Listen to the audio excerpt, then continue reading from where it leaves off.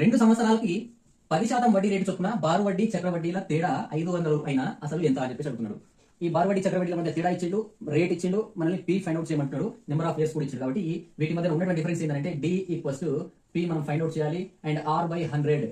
Are అంటే rate, పైన N అని ఉంటుంది. ఎన్ అంటే ఏంటంటే నెంబర్ ఆఫ్ ఇయర్స్ అనమాట. సో ఇంత డిఫరెన్స్ ఇచ్చిండు, మనకు పీ ఫైండ్ అవుట్ చేయాలి, 10% వడ్డీ రేటు అన్నాడు, 2 సంవత్సరాలు అన్నాడు. కాబట్టి ఈ ఫార్ములాను గుర్తించుకొని దీన్ని బట్టి మనం చేయొచ్చు. సో ఇక్కడ మనకి డి అంటే 500 కాబట్టి ఇది 500 అని రాస్తున్నా, పీ మనం ఫైండ్ అవుట్ చేయాలి అండ్ ఆర్ అని అంటే 10% అన్నాడు కాబట్టి బై 100 చేస్తాం. ఇక్కడ పైన 2 సంవత్సరాలకు అన్నాడు కాబట్టి 2.